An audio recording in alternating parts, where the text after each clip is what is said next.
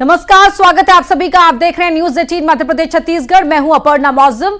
देश में लोकसभा स्पीकर के लिए पहली बार चुनाव होगा। कांग्रेस ने के सुरेश को स्पीकर पद के लिए उम्मीदवार बनाया है, तो वहीं एनडीए ने ओम बिड़ला को उम्मीदवार बनाया है। कल लोकसभा स्पीकर पद के लिए चुनाव होगा। स्पीकर पर विपक्ष और एनडीए में सहमति नहीं बन पाई, जिसके बाद एनडीए ने दूसरी बार ओम बिड़ला को स्पीकर पद के लिए मैदान में उतारा है। अगर वो चुने जाते हैं तो वो दूसरी बार, वो पहले ऐसे सांसद होंगे जिन्हें दूसरी बार स्पीकर बनने का मौका मिलेगा।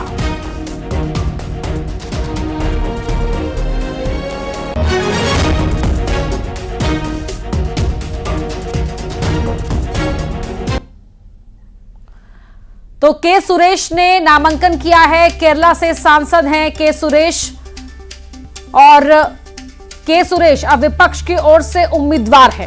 ओम बिड़ला के सामने विपक्ष ने उन्हें बतौर अपना उम्मीदवार उतारा है। इससे पहले कांग्रेस की ओर से कहा गया कि डेप्यूटी स्पीकर का पद विपक्ष को देने पर सरकार राजी नहीं हुई और इसीलिए विपक्ष को मजबूरन अपना उम्मीदवार उतारना पड़ा है।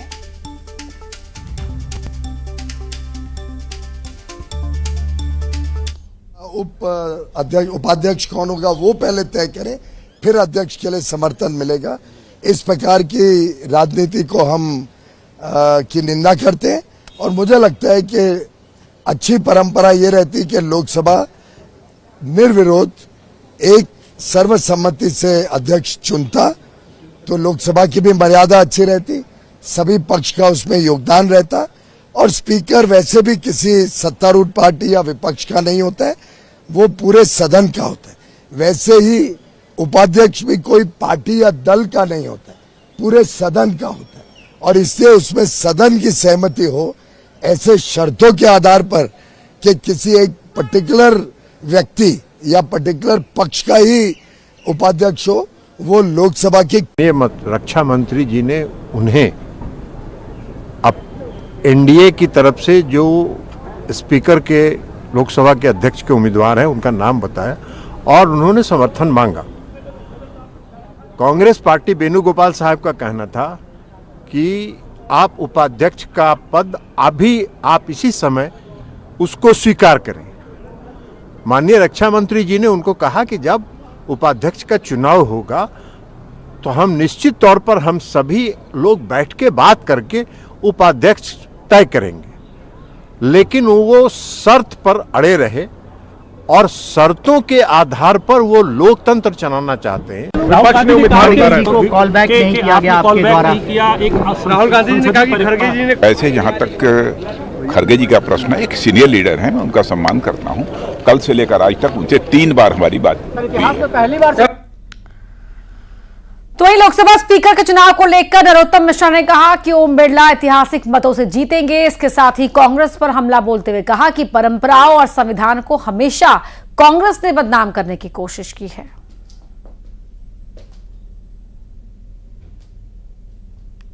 ऐतिहासिक मतों से जीतेंगे, हमें पूरा विश्वास है और जो गर्मापूर्ण पद है उसको वो सुशोभित करेंगे। जहां तक कांग्रेस की बात है तो कांग्रेस तो जैसा मैंने अभी कहा कि मान्य परंपराओं को और संविधान को हमेशा बदनाम करने की कोशिश की है। जो हमारी संवैधानिक संस्थाएं हैं उन पर हमेशा उंगली उठाई।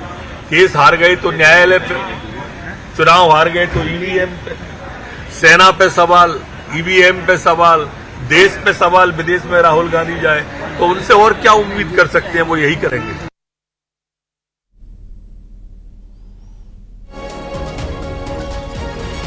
तो संवैधानिक संस्थाओं पर कांग्रेस हमेशा उंगली उठाती रही है। कांग्रेस से और क्या उम्मीद की जा सकती है? तो स्पीकर पर आर पार हमारे साथ 2 खास मेहमान जुड़ चुके हैं। आशीष शर्मा हैं, बीजेपी के विधायक हैं। सरमन नगेले जी हैं, वरिष्ठ पत्रकार हैं। कांग्रेस के प्रवक्ता के भी हम जल्द ही जुड़ने की उम्मीद कर रहे हैं। लेकिन पहला सवाल मेरा यहाँ पर सरमन नगेले जी आपसे चर्चा की शुरुआत कर लेते हैं कि जिस तरह से यहाँ पर विपक्ष की ओर से भी अपना उम्मीदवार उतारा गया है, जाहिर तौर पर जो नंबर्स हैं वो एनडीए के फेवर में हैं, तो जिस तरह उम्मीदवार जो उतारा गया उसको आप किस तरह से देख रहे हैं? अपर्णा जी, इंडिया गठबंधन ने जो अपना उम्मीदवार उतारा है उसके पीछे उनकी मंशा यही है कि जो डिप्टी स्पीकर रहते हैं लोकसभा के, उस पर यदि सहमति हो जाती तो वो उम्मीदवार नहीं निकालते। लेकिन उन्होंने उतारा है तो कहीं उनको लगा होगा कि नहीं, हमारे पक्ष में डिप्टी स्पीकर का पद नहीं जाएगा। और ये जो चुनाव हो रहा है लोकसभा के अध्यक्ष का, ये मैं इसमें पूरा एक संदर्भ आपको दे दूं अपर्णा जी, आपके दर्शकों भी कोई इसकी जानकारी रहना चाहिए कि देखिए, जो स्पीकर का पद है, अपने भारत की जो संसदीय प्रणाली है वो ब्रिटेन से आई है, और स्पीकर का पद जो है ना ब्रिटेन की भाषा के बाद से प्रचलन में भारत में आया है, वहीं से स्पीकर का पद आया है। और भारत में स्पीकर के पद का बहुत महत्व होता है। वो सभा का सभापति होता है, वो सदन को संचालित करते हैं, वो कार्यप्रणाली सदन की चलाते हैं, वो सदन के सदस्यों के संरक्षक होते हैं, वो सदन के सभी दलों के एक सर्वमान्य अध्यक्ष के रूप में रहते हैं, उन पर किसी तरह का आक्षेप नहीं लगता है, और सदन के अंदर वो जो भी निर्णय लेते हैं वो सदन के सर्वोच्च हैं, उनके निर्णयों को सदन के अंदर कोई चुनौती नहीं दी जाती है। यह बात अलग है कि जब कभी कोई दल बदल का विषय आता है तो सुप्रीम कोर्ट में लोग जाते हैं, तो सुप्रीम कोर्ट के जज भी ये कहते हैं कि पहले आपने अपने स्पीकर का निर्णय आ गया या नहीं आया। जब तक स्पीकर का निर्णय नहीं आता है, यानी कि लोकसभा अध्यक्ष का, तब तक सुप्रीम कोर्ट भी किसी के मामले में इंटरविंग नहीं करता है जो अध्यक्ष के निर्णय होते हैं। और अध्यक्ष जो लोकसभा के रहते हैं स्पीकर, वो उनका निर्णय को सभा में कोई किसी तरह का आक्षेप या कोई उस पर टीका टिप्पणी नहीं होती है। इसके अलावा यदि कोई सदस्य किसी तरह की प्रिविलेज या कुछ इस तरह के आचरण करता है जो असंसदीय रहते हैं, तो अध्यक्ष उनको दंडित भी कर सकते हैं। अध्यक्ष के अधिकार सदन के अंदर असीमित अधिकार हैं, उनको सदन के अंदर कोई चुनौती नहीं दी जाती है। इसके साथ में एक चीज मैं और बताऊं, देखिए, जो स्पीकर रहती है, यहां से ये विवाद क्यों हो रहा है, मैं विवाद के संदर्भ में बताना चाह रहा हूं। ये विवाद या जो चुनाव हो रहे हैं उसके पीछे कारण है कि लोकसभा अध्यक्ष जब आपका रहता है, या राज्य में या केंद्र में, तो यदि आपका नंबर गेम कम है, जैसे कि पार्लियामेंट में ये हंग असेंबली है और हंग पार्लियामेंट है, हंग पार्लियामेंट के कारण के बीजेपी के पास 240 हैं और कुल मिलाकर उनके 300 के लगभग पहुंचते हैं, लेकिन सरकार गिरने का संदेह, डर, हमेशा शंका बनी रहती है। और दो स्थितियों में सरकार गिरती है। पहला यह है कि जब विपक्ष जो है ना अविश्वास प्रस्ताव लाए, और यदि संख्या बल के आधार पर रूलिंग पार्टी के उतने सदस्य उस समय नहीं है, तो हालांकि उसकी सूचना पहले दी जाती है, इसलिए वो मैनेज हो जाता है। हाँ। दूसरा, जब अनुदानों की मांगे होती है, वित्तीय मामले आते हैं, बजट पारित होता है, और उस समय यदि विपक्ष जो है ना डिवीजन की मांग करता है और सत्ताधारी दल के उतने सदस्य संख्या नहीं रहती है, तो उस दौरान सरकार गिर जाती है। ये दो ऐसे नियम है, इसलिए कोई भी राजनीतिक दल जिसकी सत्ता रहती है वो अध्यक्ष अपने पास रखता है, क्योंकि उनको उस समय बहुत सारी चीजों को सदन के अंदर मैनेज करना पड़ता है, क्योंकि जो सदन में निर्णय होता है वही सर्वोच्च होता है। उसके बाहर जो निर्णय होते हैं उसका कोई बहुत ज्यादा महत्व नहीं है, क्योंकि सदन जो है ना नियम, प्रक्रिया, कॉल एंड सकदर और भारत के संविधान के तहत चलता है। देखिए, पुस्तक है अपर्णा जी, इस पुस्तक में जो है ना ये सारी चीजों का उल्लेख है, जो संदर्भ दे रहा हूं। बहुत सारे नियम, बहुत सारी परंपरा, बहुत सारे कानूनों का इसमें उल्लेख है। ठीक है। अब आती हूं आशीष जी आपके पास। जो कांग्रेस की तरफ से, विपक्ष की तरफ से आरोप भी लगाया गया है कि यहां पर कई बार फोन वापस कॉल बैक करने की बात कही थी राजनाथ सिंह की ओर से, लेकिन कांग्रेस के अध्यक्ष को वापस से फोन नहीं किया गया। डिप्टी स्पीकर विपक्ष चाह रहा है, लेकिन उसको लेकर भी आपने सही जवाब नहीं दिया। देखिए अपर्णा जी, स्पीकर का चुनाव होने जैसी स्थिति कांग्रेस के कारण बन रही है। वो पार्टी कानून, संविधान और परंपराओं की दुहाई दे रही है, जिसने इन तीनों की हत्या की है। आज 25 जून है, वो दिन है जब इंदिरा गांधी की सरकार ने इस देश में आपातकाल को लागू किया था। आपातकाल के रूप में इस देश के संविधान की भी हत्या की गई थी। स्वच्छ विपक्ष के प्रति जो नजरिया होता है, उस नजरिए को भी आज के दिन चोट पहुंचाई गई थी। और इसलिए यदि आज कांग्रेस स्पीकर के चुनाव में बात कर रही है कि हमें डिप्टी स्पीकर का पद मिलना चाहिए, तो मैं मानता हूं कि कांग्रेस को सोचना चाहिए भारत की सरकार आज माननीय नरेंद्र मोदी जी की सरकार है और ओम बिरला जी निसंदेह स्पीकर बनेंगे। सदन आपसी सामंजस्य से चलता है, पक्ष विपक्ष के संतुलन से चलता है और इसलिए पहले स्पीकर का चुनाव होगा, उसके बाद डिप्टी स्पीकर चुने जाएंगे। यदि स्पीकर के चुनाव में कांग्रेस मान्य परंपराओं का पालन करती है कि स्पीकर जो है वो सर्वमान्य रूप से निर्वाचित है हो जाए और उनके सामने कोई कैंडिडेट नहीं रहे, तो फिर जो सत्ता पक्ष है या जो एनडीए है वो भी इस बात पर विचार कर सकता है। लेकिन अभी अगर कांग्रेस ने अपने इंडिया गठबंधन के द्वारा एक प्रत्याशी को स्पीकर के लिए खड़ा किया है, तो फिर पहले स्पीकर का चुनाव हो जाए, उसके बाद ही मेरे ख्याल से आने वाली परिस्थितियों पर विचार होगा। मैं आपको ये भी बताना चाहता हूँ, मध्य प्रदेश के संदर्भ में भी जब कमलनाथ की सरकार मध्य प्रदेश में बनी थी, उस समय विपक्ष ने बहुत कहा था कि डिप्टी स्पीकर का पद विपक्ष को दिया जाए, भाजपा को दिया जाए, लेकिन तत्कालीन कांग्रेस नेतृत्व ने हमारी इस मांग को स्वीकार नहीं किया। इसलिए कांग्रेस तो परंपराएं तोड़ने में माहिर है, संविधान और कानून का उल्लंघन करने में माहिर है। हमने सदैव कानून और संविधान का पालन किया है, परंपराओं को भी हमारी तरफ से पालन करवाने का भरपूर प्रयास किया है।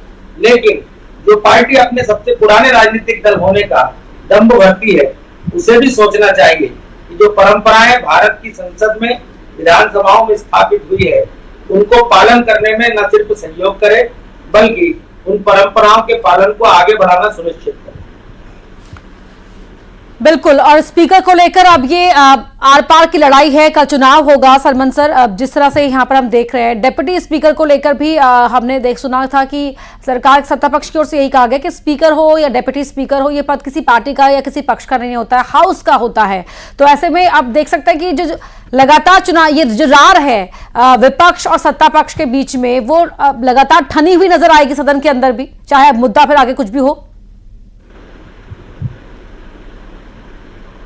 कहने का विषय हो सकता है कि वो हाउस का होता है स्पीकर और डिप्टी स्पीकर, ये सच्चाई भी है। लेकिन यदि डिप्टी स्पीकर यदि इंडिया गठबंधन का रहेगा और कभी अवसर आएगा कि अध्यक्ष महोदय इंडिया से बाहर हैं या वो अस्वस्थ हैं और यदि अनुदानों की मांगे पारित हो रही हैं या कुछ आर्थिक मसलों पर कोई वोटिंग हो रही है, तो उस समय डिप्टी स्पीकर तो चूंकि विपक्ष का रहेगा तो सरकार के गिरने का संकट रहता है। एक दूसरा, स्पीकर या डिप्टी स्पीकर का महत्व ये रहता है कि जो पॉलिटिकल जो एक कार्यमंत्रणा समिति रहती है पार्लियामेंट की, उसमें दोनों दलों, सारे दलों की सहमति के बनाते हुए फिर वो आगे की कार्रवाई का संचालन करते हैं। यानी कि स्पीकर और डिप्टी स्पीकर की महत्वपूर्ण भूमिका रहती है, सारे सदस्यों की, सारे राजनीतिक दलों के मेंबरों की। उसमें से एक कमेटी बनती है, उनकी सहमति के आधार पर हाउस कितने दिन चलाना, क्या करना, क्या नहीं करना। अब मैं आता हूं दूसरे विषय पर। सर, मैं आऊंगी, लौटूंगी आपके पास, आपके दूसरे विषय को कंप्लीट हम सुनेंगे दर्शकों के साथ, क्योंकि महत्वपूर्ण बातें आप शेयर कर रहे हैं।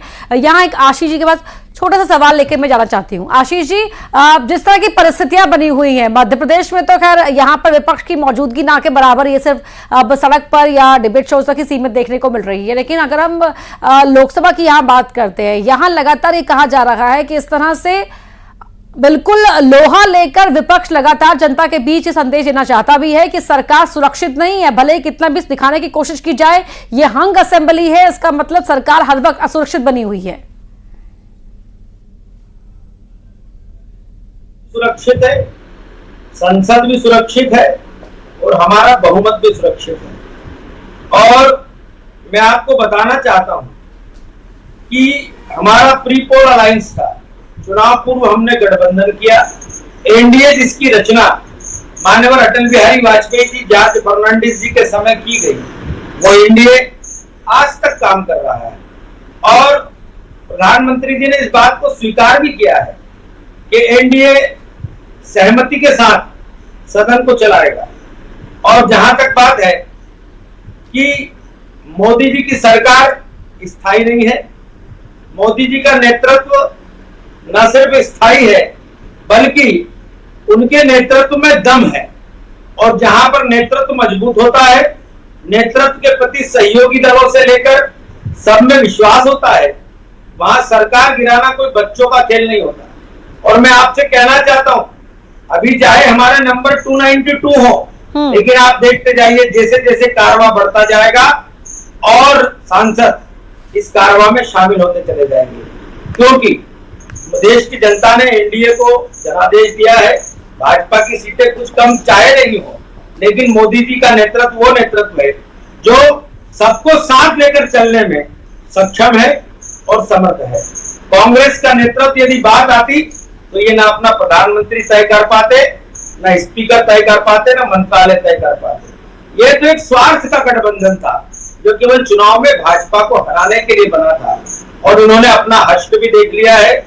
और मैं कह सकता हूं कि ये सरकार पूरी दमदारी से 5 साल चलेगी, और जो काम 2047 के भारत को दृष्टिगत रखते हुए मोदी जी ने जो रोड मैप तय किया है, उस रोड मैप पर सफलतापूर्वक चलते हुए 2029 तक विकास के समस्त आयामों। आपकी बातों का जवाब देने के लिए कांग्रेस के प्रवक्ता का हम इंतजार कर रहे थे, बहुत देर से दे रहा है। दुरुस्त है, रवि सक्सेना जी जुड़ चुके हैं मेरे साथ इस डिबेट में।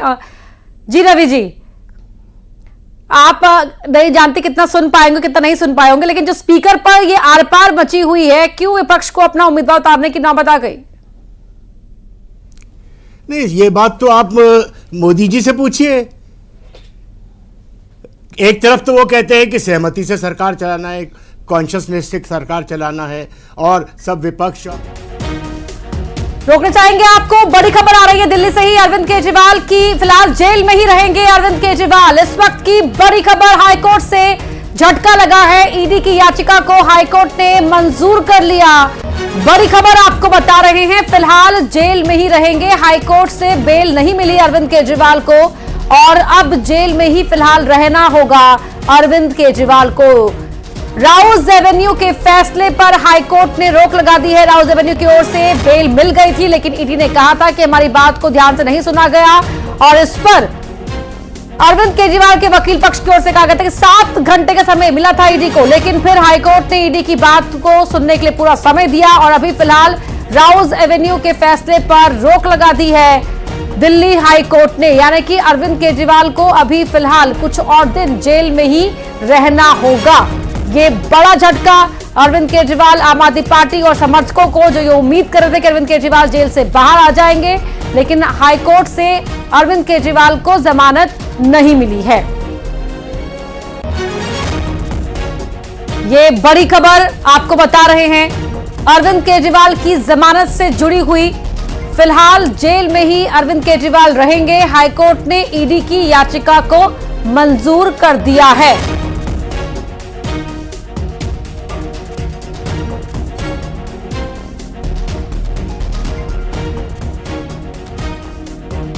तो पूरी जानकारी हाईकोर्ट ने क्या कहा हम आपको देंगे, कि हाईकोर्ट ने ईडी की याचिका को मंजूर करते हुए क्या टिप्पणी की है, किस तरह से आज की ये पूरी सुनवाई में ये फैसला दिया गया कि अभी अरविंद केजरीवाल को जेल में रहना होगा। शंकर आनंद हमारे सहयोगी जुड़ गए हैं फोन लाइन पर। शंकर, बताएं। देखिए, निश्चित तौर पर इस वक्त की ये बड़ी खबर कही जा सकती है, और जिस तरह से दिल्ली हाईकोर्ट से एक बड़ा फैसला आया है, जिस तरह से दिल्ली के मुख्यमंत्री अरविंद केजरीवाल को एक बड़ा एक सेटबैक जो है वो कहा जा सकता है, क्योंकि जिस तरह से फैसला सुनाया गया है, इसके मुताबिक अभी अरविंद केजरीवाल तिहाड़ जेल से बाहर नहीं आ सकते हैं। अरविंद केजरीवाल की जमानत पर लगी जो रोक है वो अब जारी रहेगी, और जिस तरह से ईडी के द्वारा तमाम दलीलों को रखा गया, तमाम साक्ष्य और सबूतों के बारे में कोर्ट को बताया गया, और दिल्ली हाईकोर्ट में जब इस मामले पर सुनवाई हो रही थी तो ईडी की जमानत याचिका के खिलाफ दाखिल याचिका पर हाईकोर्ट में सुनवाई होने तक जो जारी जो है रोक जो है उसके बारे में ऐलान किया गया, और जस्टिस सुधीर कुमार जैन की एकल बेंच ने यह फैसला सुनाया है।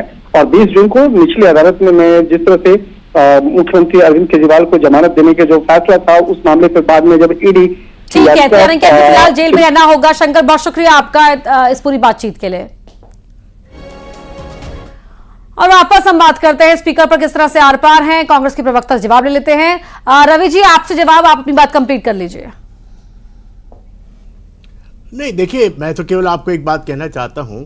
एक तरफ तो प्रधानमंत्री जी कहते हैं कि हमको सहमति से काम करना है, हमको देश को के विकास को आगे बढ़ाना है, और सारे विपक्ष को निवेदन करते हैं कि आप हमारा साथ दीजिए। और दूसरी तरफ यह है कि वो जब उपाध्यक्ष पद की बात आती है तो विपक्ष ने जब कहा कि भाई ये परंपरा है कि लगातार, मैं समझता हूं आज़ादी के बाद पिछला कार्यकाल को अगर छोड़ दें तो लगातार ये परंपरा रही है कि कांग्रेस पार्टी या कोई और विपक्षी दल होता था उसको उपाध्यक्ष का पद दिया जाता था और वही मांग की। ये तो कोई बहुत ऐसी मांग नहीं थी कि जिसको मानने में मोदी जी को बहुत तकलीफ होगी या मोदी सरकार को बहुत तकलीफ होगी।